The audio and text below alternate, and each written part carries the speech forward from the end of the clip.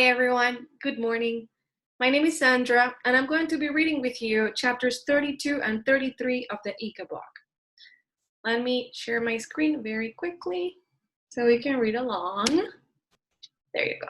Okay, so chapter 32, A Flaw in the Plan. When Mr. and Mrs. Tenderloin's neighbors woke up the next day and found chickens all over the road, they hurried to tell Toby his birds had escaped. Imagine the neighbors' horror when they found the enormous footprints, the blood and the feathers, the broken down back door, and no sign of either husband or wife. Before an hour had passed, a huge crowd had congregated around Toby's empty house, all examining the monstrous footprints, the smashed-in door, and the wrecked furniture. Panic set in, and within a few hours, news of the Ickabog's raid on a Baronstown's butcher house was spreading north, south, east, and west. And soon town criers were ringing their bells in the city squares, and within a couple of days, only the marshlanders would be ignorant of the fact that the Ickabog had slunk south overnight and carried off 2 people. Spittleworth's Baronstown spy, who'd been mingling with the crowds all day to observe their reactions, sent word to his master that his plan had worked magnificently. However, in the early evening, just as the spy was thinking of heading off to the tavern for a celebratory sausage roll and a pint of beer, he noticed a group of men whispering together as they examined one of Ickabog's giant footprints. The spy sidled over. "Terrifying, isn't it?" the spy asked them. "The size of its feet, the length of its claws." One of Toby's neighbors straightened up, frowning. "It's hopping," he said. "Excuse me?" said the spy. "It's hopping," repeated the neighbor. "Look, it's the same left foot over and over again. Either the Ickabog's hopping or—" The man didn't finish the sentence, but the look on his face alarmed the spy. Instead of heading to the tavern, he mounted his horse again and galloped off toward the palace. Chapter 33. King Fred is worried. Little knowing of the new threat to their schemes, Spittleworth and Flapoon had just sat down to one of their usual sumptuous late-night dinners with the king. Fred was most alarmed to hear of the Ickabog's attack on Baronstown, because it meant that the monster had strayed closer to the palace than ever before. "Ghastly business," said Flapoon, lifting an entire black pudding into his plate. "Shocking, really," said Spittleworth, carving himself a slice of pheasant. "What I don't understand," fretted Fred, "is how it slipped through the blockade."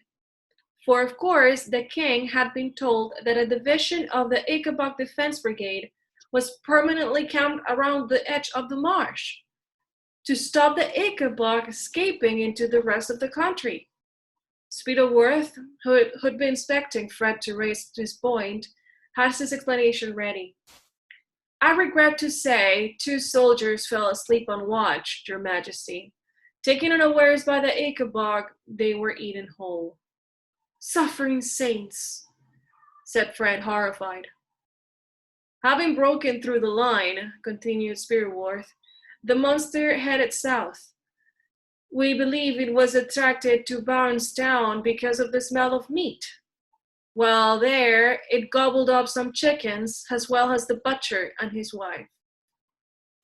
"Dreadful, dreadful," said Fred, with a shudder, pushing his plate away from him.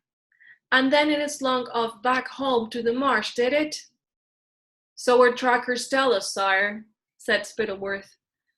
"But now that it's tasted a butcher full of Baronstown sausage, we must prepare for it trying to break through the soldiers' lines regularly, which is why I think we should double the number of men stationed there, sire. Sadly, that will mean doubling the Ickabog tax." Luckily for them, Fred was watching Spittleworth, so he didn't see Flapoon smirk. "Yes, I suppose that makes sense," said the king. He got to his feet and began roaming restlessly around the dining room. The lamplight made his costume, which today was of sky blue silk with aquamarine buttons, shine beautifully. As he paused to admire himself in the mirror, Fred's expression clouded. Spittleworth, he said, the people do still like me, don't they? How can your majesty ask such a thing? Said Spittleworth with a gasp. You're the most beloved king in the whole cornucopy's history. It's just that, riding back from hunting yesterday, I couldn't help thinking that people didn't seem quite as happy as usual to see me, said King Fred. There were hardly any cheers, and only one flag.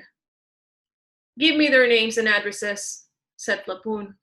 Threw a mouthful of black pudding, and he groped in his pockets for a pencil. I don't know their names and addresses, Flapoon, said Fred, who was now playing with the tassel of the curtains. They were just people, passing by. But it upset me rather, and then, when I got back to the palace, I heard that the day of petition has been cancelled. Ah, said Spittleworth.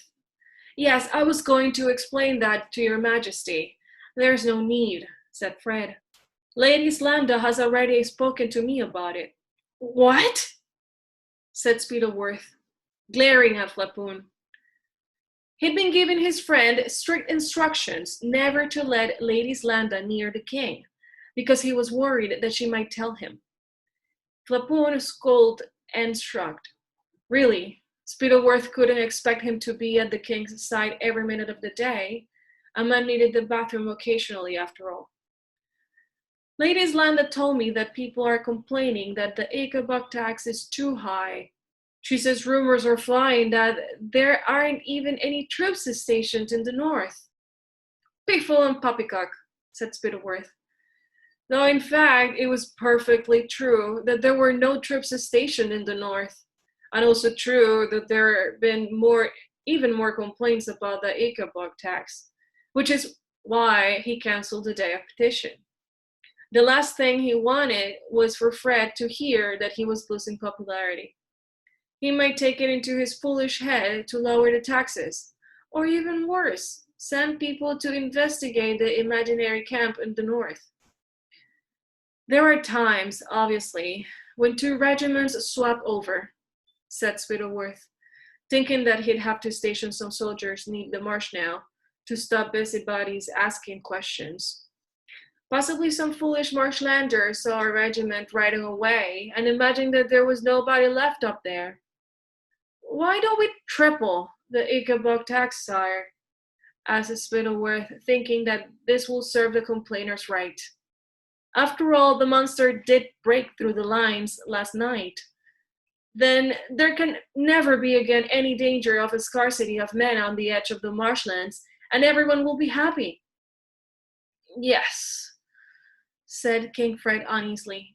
Yes, that does make sense. I mean, if the monster can kill 4 people and some chickens in a single night.